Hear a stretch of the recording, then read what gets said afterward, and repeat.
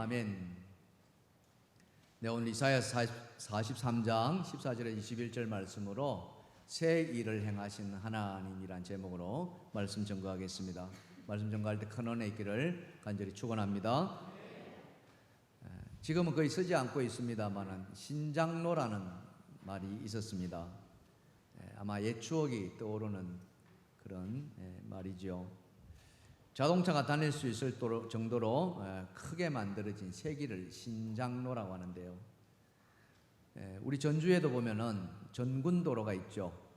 전주와 군산을 잇는 그 도로가 바로 신장로였습니다. 특별히 의미가 있는 것은 이 전군도로가 우리나라에 만들어진 신장로 중에 최초의 길이라는 거예요. 1908년도에 지금부터 약 110년 전에 만들어진 도로인데요. 이 도로를 통해서 참 우리에게 많은 아픔이 있었던 것은 사실입니다. 일제가 이 도로를 만들면서 이 호남평양에 있는 많은 곡식들을 군산항으로 옮겨가는데 수탈에 사용되었던 도로가 바로 이 정군도로였죠. 그 외 지역은 이 새로운 꿈과 희망을 안겨주기 위해서 특별히 새마을 운동하면서 이런 신장로들이 많이 건설되었습니다. 이 신장로에 대해서 현진건 소설가가 이렇게 고향이라는 소설에 이렇게 신장로를 묘사하고 있어요. 같이 한번 보시면은 우리네 길은 꼬불꼬불 지루함이 없다. 굽이 돌아 해가 드는 모퉁이에는 너티나무를 그늘 삼아 큼직한 돌멩이가 있어 나그네의 쉼터가 되었다. 불쑥 튀어나온 어릴 적 것이 더없이 반가웠다. 모퉁이를 돌아 마주친 낯선 이와도 엷은 미소를 주거니 받거니 했다. 이런 길이 어느 날 논을 가로지른 아지랑이 너머로 끝이 가물가물한 지루한 거리 되었다. 사람들은 그 길을 신장로라 불렀다. 저도 어릴 적 시골 외가에 가보면은 할머니가 늘 그랬죠. 신장로 가서 놀아라. 신장로 가서 놀아라. 그랬던 기억이 납니다. 또 신장로 하면 늘 생각나는 게 그 신장로 길가로 쭉 가로수가 이렇게 심어져 있는데 대개 어떤 나무가 심어져 있었냐면은 미류나무가 심어져 있었죠. 여러분 기억나십니까? 그 그림 보여주시면은 미류나무 한번 보여주세요. 네, 바로 저 그림이죠. 왜 미류나무냐?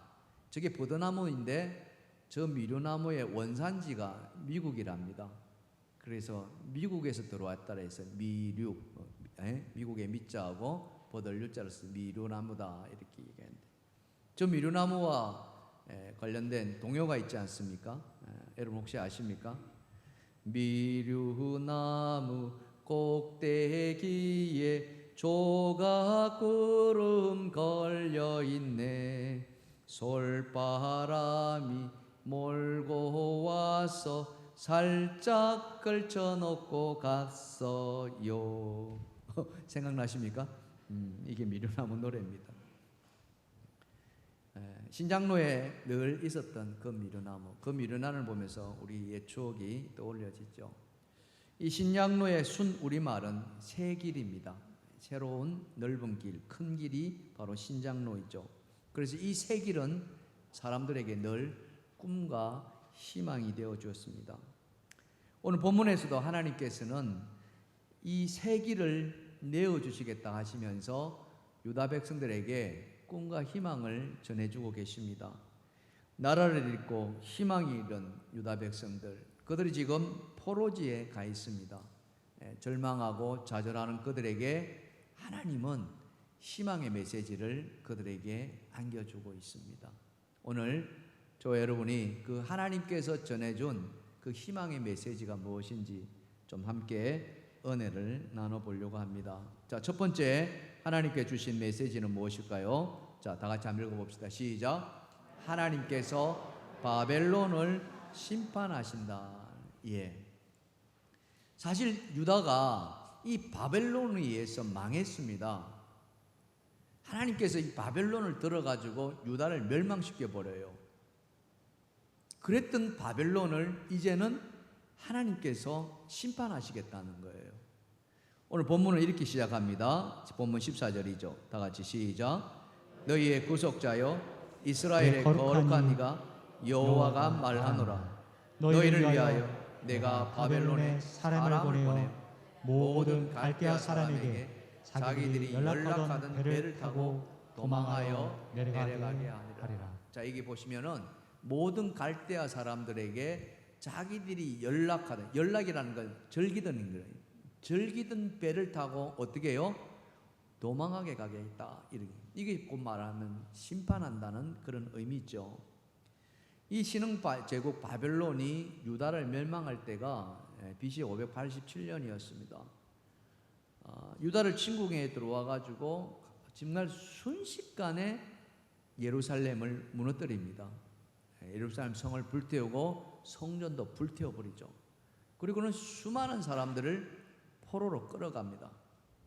19세기에 프랑스 화가였던 타소라는 사람이 있는데요. 이 유다 멸망을 이렇게 묘사했습니다. 저 그림 뒤쪽에 보시면은 예루살렘 성이 있는데요. 저 성이 막 불타오르는 거예요. 그걸 배경으로 유다 백성들이 정말 끝도 없이 바벨론으로 끌려가는 그런 모습을 보여주고 있습니다. 정말 아픈 역사이죠. 우리도 일제강점기 때 저와 비슷한 그런 경험, 아픈 경험이 있었습니다. 소위 말하면 강제징용이라는 것을 당했죠.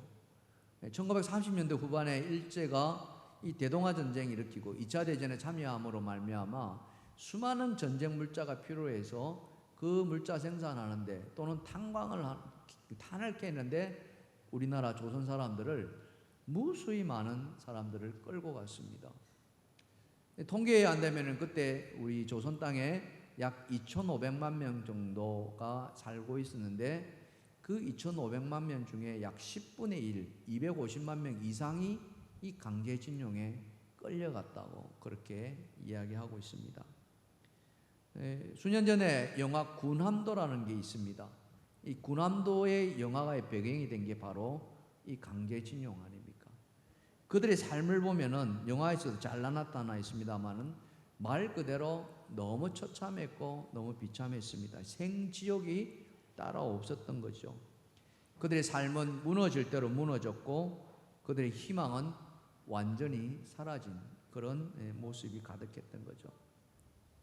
하나님께서 그렇게 포로지에서 고통당하는 그 유다 백성들을 지켜보고 계셨던 것입니다.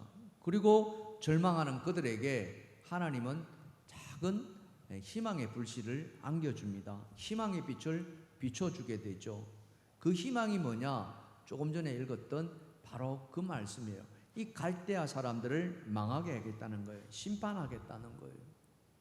여러분, 갈대아 하면은 뭐가 생각납니까? 바로 아브라함의 고향이 바로 갈대아 아닙니까? 창세기 12장에 나오는 그 아브라함, 그들의 고향이 바로 갈대아 우르 지역이단 말이에요. 이곳이 바로 바벨론, 저 메소포타미아 지역 아닙니까? 4대 문명의 발상지의 하나였던 저 신흥 제국인 바벨론이 그냥 하루아침에 유다를 침공해가지고 순식간에 무너뜨립니다. 그런데 놀랍게도 하나님께서는 저 바벨론을 또 순식간에 무너뜨려 버립니다. 정말 눈 깜짝할 사이에. 그래서 소위 말하면은 바사 제국이죠. 성경에도 바사 제국, 바사경 합니다만은 역사책에는 페르시아를 말하죠. 오늘날 이란 지역에서 이렇게 세워졌던 페르시아 제국, 그 바사 제국에 의해서 이 바벨론이 또 흔적도 없이 사라집니다. 자, 오늘 본문 17절이 바로 그것을 말씀해 주고 있는데요. 같이 한번 읽어봅시다. 병거와 말과 군대와 용사를 이끌어내어 그들이 일시에 엎드러져 일어나지 못하고 소멸하기를 꺼져가는 등불 같게 하였느니라. 일시에 엎드러지겠다. 이거는 그냥 순식간에 하루아침에 없어진다는 거예요. 전쟁이 오랜 기간 걸리지도 않았다는 거예요. 그냥 일어난 이 바사 제국에 의해서 그냥 집어삼켜지는 그런 일을 하나님이 해주시겠다는 거예요. 하나님이 이처럼 유다 백성을 다시 회복시키고자 하는 그런 계획을 갖고 계셨던 거예요. 포기하지 않으셨습니다. 이스라엘 백성들 유다를 멸망할 때는 이제 하나님께서 유다를 포기하는구나, 이제는 버리시는구나, 그렇게 생각할 수 있습니다만은, 그러나 하나님의 계획 속에는 그들을 완전히 버리지 않으셨다는 거죠. 왜 그렇습니까? 왜 완전히 안 버렸을까요? 오늘 본문에는 이렇게 말씀하고 있다는 거예요. 자, 본문 21절입니다. 다 같이 시작. 이 백성은 내가 나를 위하여 지었나니 나를 찬송하게 하려 함이니라. 바로 이겁니다. 유다 백성은 다른 누구도 아니고 바로 하나님이 택하셨던 백성이었다는 겁니다. 하나님이 자기를 위하여 택하였고 자기를 찬송하게 하기 위해서 이스라엘을 쓰셨다는 거예요. 그래서 지금 망해 있는, 포로로 끌려가 있는 그들을 이제 다시는 회복하겠다는, 그 회복을 위해서 바벨론을 심판하시겠다고 지금 말씀하는 거죠. 이 바벨론에 대한 심판이 바로 절망 속에 있는 유다 백성들로 하여금 희망을 살리는 불씨가 되었다는 거예요. 절망하는 그들에게 하나님께서 구원이라는 희망을 안겨다 주었다는 겁니다. 예수 그리스도가 이 땅에 오셔서 우리에게 주신 것이 무엇입니까? 절망할 수밖에 없는, 영원한 지옥 형벌에 들어갈 수밖에 없는 우리의 영혼을 건져주셨다는 거죠. 그것은 바로 구원의 은총이라고 이야기를 합니다. 사랑하는 성도 여러분, 우리 모두가 그 구원의 은총을 받은 줄 믿습니다. 이 이사야 선지자의 그 말씀을 예수님도 똑같이 말씀하셨어요. 누가복음 4장에 보시면 그 말씀을 하셨는데요, 18절과 19절입니다. 자, 시작. 주의 성령이 내게 임하셨으니 이는 가난한 자에게 복음을 전하게 하시려고 내게 기름을 부으시고 나를 보내사 포로된 자에게 자유를, 눈먼 자에게 다시 보게 함을 전파하며 눌린 자를 자유롭게 하고 주의 은혜의 해를 전파하게 하려 하심이라 하였더라. 아멘. 네, 우리 예수님께서 이 이사야 선지자의 그 말씀 그대로 가져왔는데 어떤 은혜를 베풀어 주십니까? 첫 번째가 뭐예요? 포로된 자에게 뭘 주시겠다고요? 자유를 주시겠다는 거예요. 눈먼 자에게는 어떻게 해요? 다시 보게 하시겠다는 거. 또 눌린 자에게도 자유를 주시겠다는, 하나님의 은혜를 그들에게 전해주시겠다고 예수님이 말씀하고 있는 거예요. 사랑하는 성도 여러분, 지금 우리 가운데에 혹시 이와 같은 억압당하고 눌림당하는 분이 계십니까? 어떤 일로 인하여서 일이 잘 풀어지지 않으므로 내 삶이 지금 옥죄임을 당하고 있는 분이 계십니까? 아니면은 건강이 안 좋아서 그 건강 때문에 힘겨워하시는 분이 계십니까? 그 모든 걸림돌, 그 모든 장애물들, 이 장애물들을 걷어주시고 그 장애물에서 해방시켜 주시고 자유를 주실 분은 오직 하나님뿐이심을 믿으시기 바랍니다. 그래서 하나님을 의지하시기 바랍니다. 하나님께서 유다 백성을 기억하셨듯이 하나님은 우리를 기억해 주실 줄 믿습니다. 유다 백성에게 희망의 메시지를 주셨던 것처럼 우리에게도 그런 희망의 메시지를 주실 줄 믿습니다. 오늘 이 말씀을 들으시고 여러분 가운데 힘겨워하시는 것이 있다면 주님을 의지하시며 주님이 주시는 그 자유를 누리시기를 주님을 축원합니다. 축원합니다. 자, 두 번째로 그러면은 유다 백성들에게 또 하나님은 어떤 희망을 주십니까? 다 같이 시작. 새 일을 행하겠다는 거예요. 하나님은 유다 백성들에게, 좌절하는 그들에게 새 일을 안겨주시겠다는 거죠. 그 새 일이 무엇일까요? 자, 오늘 말씀을 보면 이렇게 말씀하고 있습니다. 본문 19절입니다. 다 같이 시작. 보라, 내가 새 일을 행하리니 이제 나타낼 것이라. 너희가 그것을 알지 못하겠느냐? 반드시 내가 광야의 길과 사막의 강을 내리라. 아멘. 자, 새 일을 해주시겠다는데 그 새 일이 무엇입니까? 광야의 길을 내어주시고, 할렐루야, 사망의 강을 내어주시겠다는 거예요. 하나님이 행하시는 일은 이와 같이 우리가 상상할 수 없는 거죠. 여러분, 억압에 갇힌 자들에게 정말 필요한 것이 무엇이겠습니까? 그들이 속세를 풀어줄 수 있는 열쇠 아닙니까? 그리고는 그들로 하여금 고향으로 돌아올 수 있는 우마차를 안겨다 주는 거예요. 말을 보내주든지 소를 보내주든지 마차를 보내든지 이거 타고 너희가 돌아가라. 이것이 하나님이 이스라엘 백성들이 줘야 될 그런 일이라고 우리는 생각한다는 거예요. 근데 하나님의 생각은 우리의 생각과 다른 거예요. 사람의 생각을 훨씬 뛰어넘어요. 그것은 뭐였습니까? 이 말씀해 본다면은 광야의 길을 내어주시겠다는 거예요. 사막의 강을 내어주시겠다는 거예요. 이게 가능한 일이냐 하는 거예요. 여러분, 사막에 강이 난다는 게 이게 있을 수 있는 일이겠습니까? 그런데 하나님은 그 일을 행해 주시겠다는 거죠.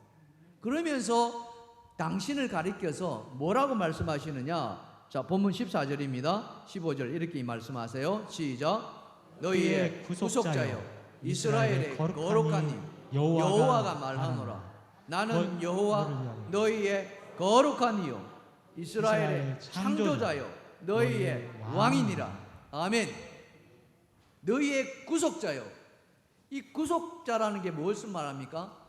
이 억눌림에서 풀어주는, 모든 속박에서 풀어주는, 그래서 자유를 주시는 분이 바로 구속자라는 거예요. 그 구속자가 바로 거룩하다고 말씀하시고, 그 구속자가 이스라엘의 창조주라고 말씀하시며, 심지어는 너희의 왕이라고 말씀하시는 거예요.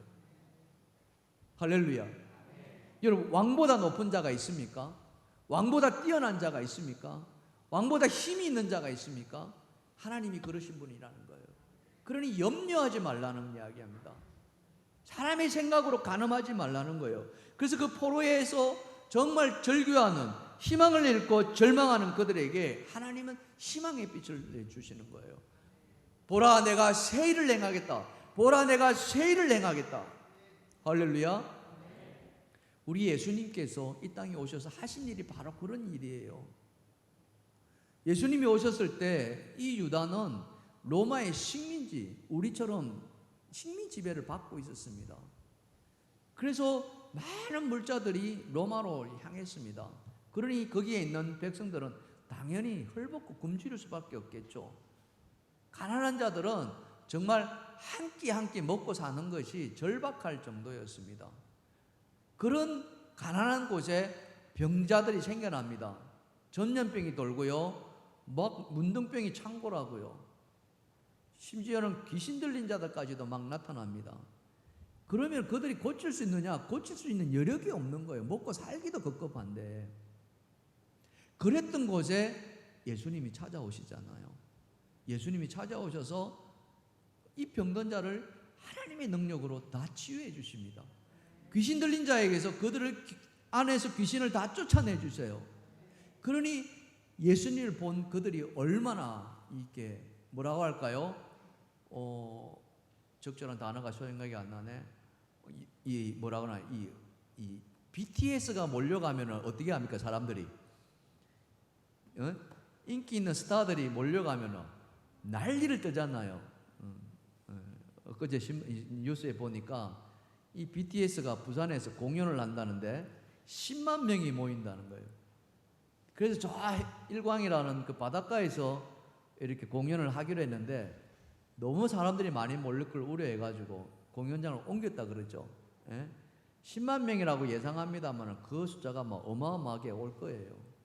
예수님도 마찬가지였다는 거예요. 당시로 본다면은 지금 BTS 공연을 일으키는 그런 어떤 환호한다 할까요? 열광한다 할까요?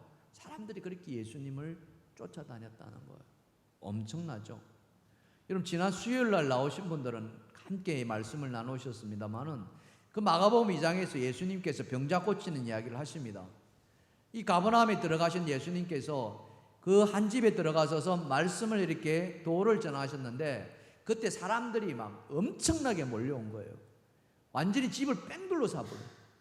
발디딜 틈이 없고 안으로 밀쳐 들어갈 수조차 없었다고 그래요. 그때 중풍병자를 데리고 오는데요, 이 침상에 실어가지고 데려오는 거예요.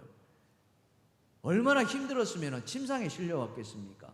그래서 예수님이 들어가려 했는데 들어갈 수가 없었다는 거예요. 사람들이 너무 많아가지고.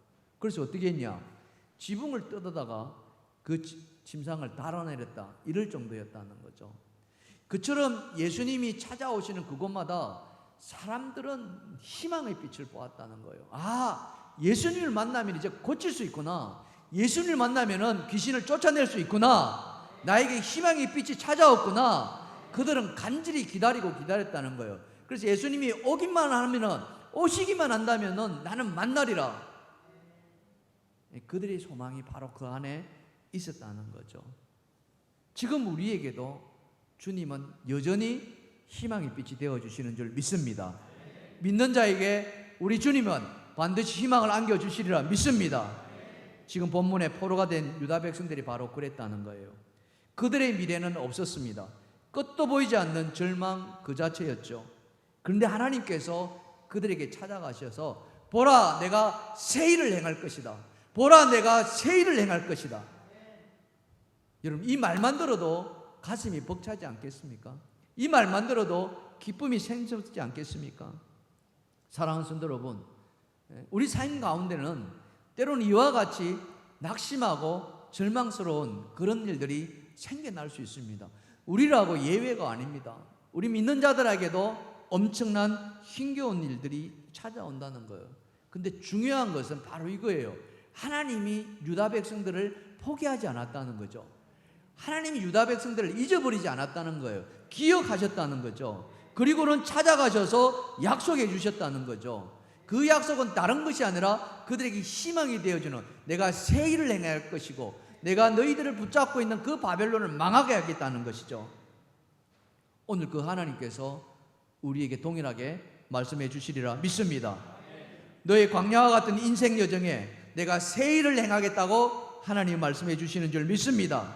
내 앞길에 새 길을 열어진다면 여러분 그 새 길을 붙으시겠습니까? 아니면 놓으시겠습니까? 세상을 향해서 세상에서 방법을 구하시겠습니까? 아니면 주님 앞에 오셔서 주님의 일을 찾으시겠습니까? 여러분 안에 주님을 찾으시는 그런 믿음이 있기를 주님을 축원합니다. 축원합니다. 반드시 주님을 붙들기만 한다면 주님 우리에게 축복의 문을 열어주실 줄 믿습니다. 그래서 우리는 이 찬양을 할 수 있지 않습니까? 반드시 내가 너를 축복하리라. 우리 함께 불러보시겠습니다. 시작.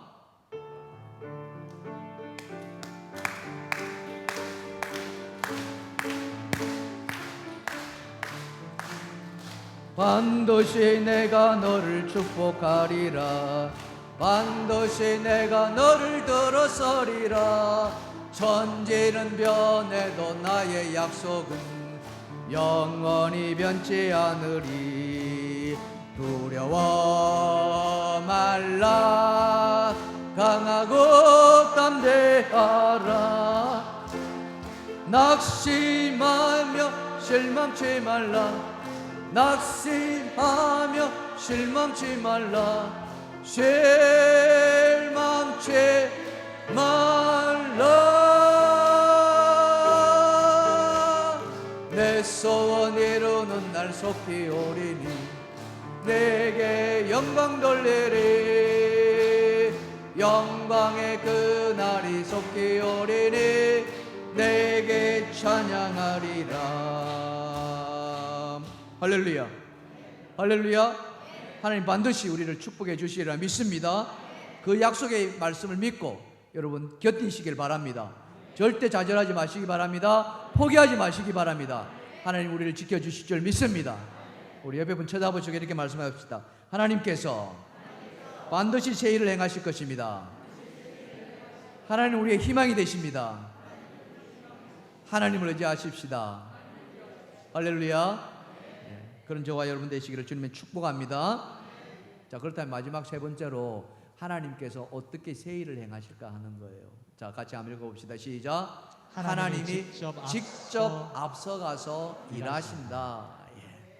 야, 너희가 알아서 해. 내가 새 희망을 줄게. 이게 아니라 하나님께서 앞서가서 행하신다는 거예요. 여러분 믿으십니까? 바로 그 이야기예요. 어떻게 그러면 하나님께서 그렇게 이야기하시느냐? 오늘 본문에 이 43장을 넘어서 45장에 가시면은 하나님께서 이렇게 약속해 주세요. 이사야서 45장 2절 나오는데요. 다 같이 시작. 내가 너보다 앞서가서 험한 곳을 평탄하게 한다. 예, 바로 이거예요. 내가 너보다 앞서간다. 우리 하나님께서는요, 우리에게 어떤 희망이 되어 주실 때 말씀만 하시는 분이 아니라는 거예요. 하나님 반드시 우리보다 앞서 가신다는 거예요. 그래서 우리보다 앞서서 행하신다는 거예요. 아멘. 우리가 기도할 때 어떻게 기도합니까? 우리가 어떤 일을 합니다. 예를 들면 전도하러 간다고 생각해 보세요. 세신자를 만나러 간다고 생각해 보세요. 그때 우리는 이렇게 기도합니다. 성령님이시여, 성령님이시여, 우리보다 앞서가셔서 저 사람의 마음을 열어 주시옵소서. 우리보다 앞서가셔서 그 굳어진 마음을 녹여 주시옵소서. 우리보다 앞서가셔서 그 집의 문을 활짝 열어 주시옵소서. 우리가 그렇게 기도하는 이유, 그것은 바로 오늘 이 말씀을 보시면 하나님이 너보다 앞서가셔서 모든 길을 평탄하게 해주시겠다는 거죠. 여러분, 성경에 나오는 요셉의 인생을 한번 살펴보십시오. 이 요셉이 바로 그런 하나님의 은혜를 받은 사람 아닙니까? 이 요셉의 인생이 말하면 정말 기구한 인생입니다. 그가 어렸을 때 엄마가 죽어버려요. 자기 동생 베냐민을 낳다가 그냥 출산 중에 죽어버립니다. 그러니 엄마 없이 자라요. 아빠의 사랑을 받습니다. 근데 그 사랑이 화관이 되는 거예요. 수많은 형들로부터 엄청난 미움을 받지 않습니까? 말도 못하는 미움을 받고요. 심지어는 그 형들이 양치로 들판에 나가 있는데 아버지가 심부름을 보내죠. 이 착한 요셉이 아버지 심부름으로 형한테 갔는데 거기서 죽을 뻔하지 않습니까? 형들이 그 요셉을 보고서 저기 꿈꾸는 자가 오는도다 해가지고 요셉을 그냥 빈 우물에다 빠뜨려 죽입니다. 그냥 그 내버려 두면은 요셉은 거기서 그냥 죽는 거예요.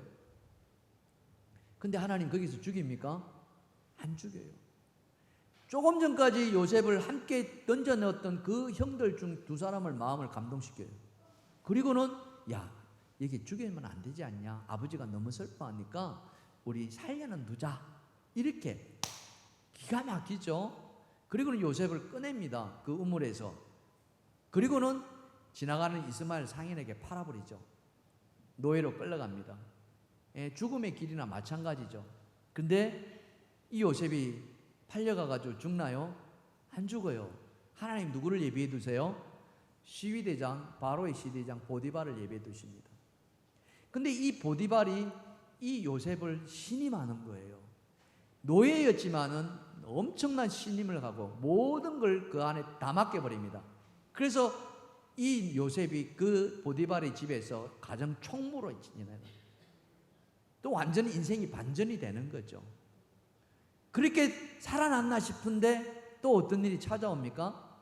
이 보디발의 아내가 쳐놓은 유혹의 덫에 갇혀버리잖아요. 그리고는 모함을 받고서 손 하나 까딱하지 않았는데 모함을 받고서 감옥에 갇혀버리는 또 엄청난 좌절을 맞게 되죠. 그런데 하나님은 그 감옥에서 또 요셉을 죽게 합니까? 아니에요. 그게 누구를 예비해 두었어요? 이 바로의 술관원장을 예비해 둔다니까요. 이 술관원장을 만나가지고 그가 꿈을 해석해 줍니다. 근데 그 꿈대로 이 술관원장이 풀려나요. 그리고 훗날에 바로가 꿈을 꾸고 그 꿈을 해석하지 못했자 이 술관원장이 자기가 감옥에 갇혔을 때 꿈을 해석해 준 요셉을 떠올리죠. 그리고는 요셉을 감옥에서 풀어내다가 이 바로의 꿈을 해석하게 해줍니다. 바로가 감동하잖아요. 그리고는 이 요셉이 어떻게 되나요? 바로의 신임을 얻어가지고 애굽의 총리까지 되는. 이 요셉의 인생을 한번 생각해 보십시오.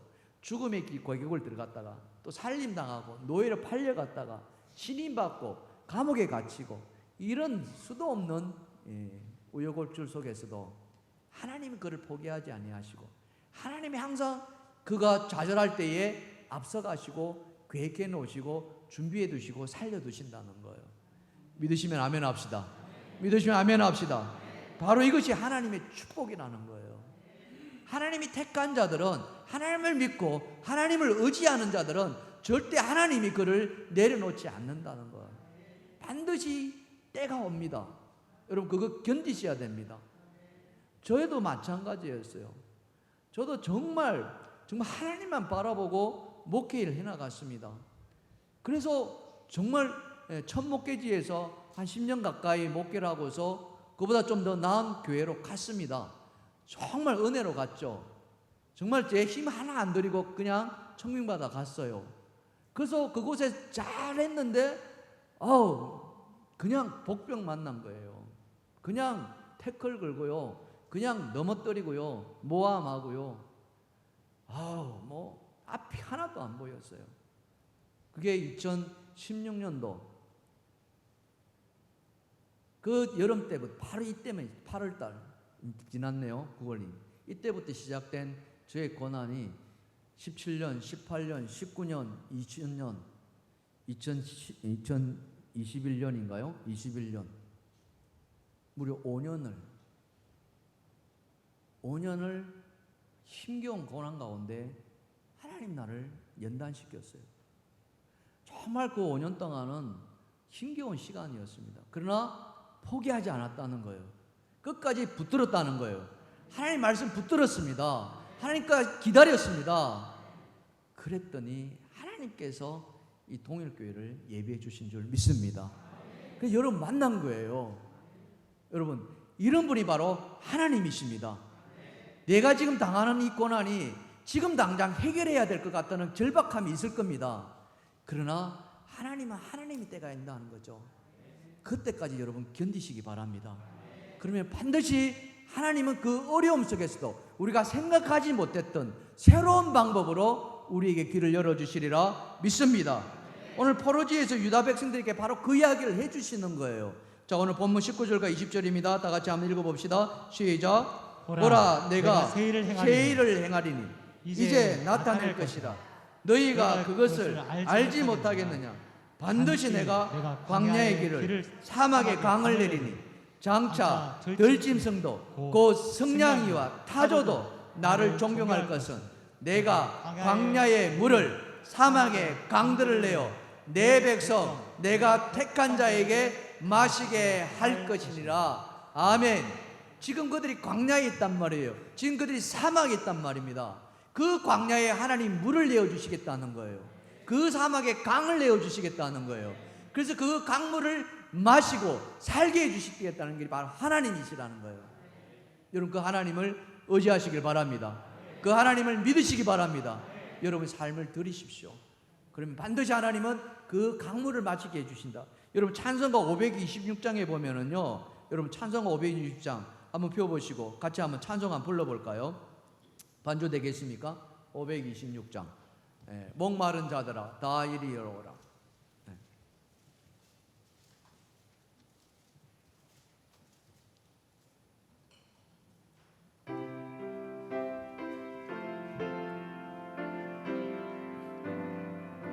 목마른 자들아, 목마른 자들아 다 이리 오라.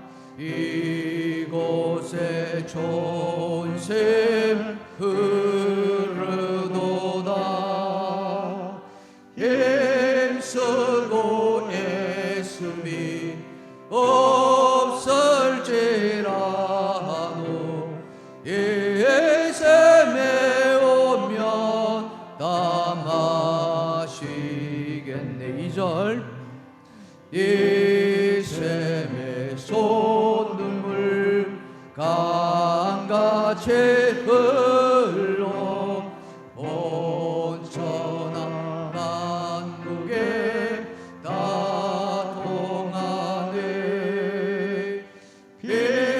빛보나 비천에 분별이 없이 나와서 실고 못 마시겠네.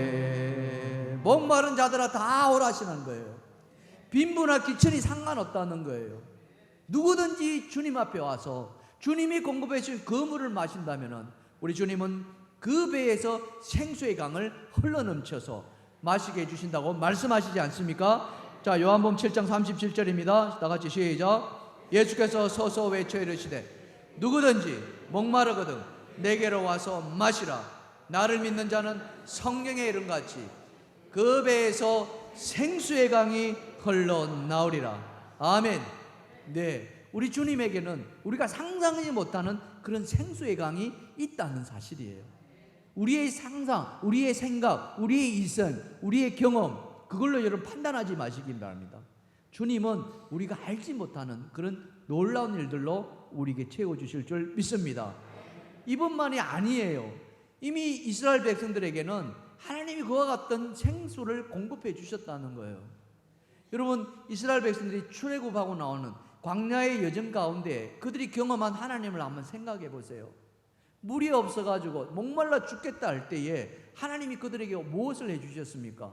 모세로 하여금 저 반석에 지팡이로 치라 하잖아요. 자, 민수기서 20장 11절입니다. 자, 시작. 모세가 그의 손을 들어 그의 지팡이로 반석을 2번 치니 물이 많이 솟아나오므로 회중과 그들의 짐승이 마시니라. 예. 누가 반석에서 물이 솟아나올 것이라고 상상해나 했겠습니까?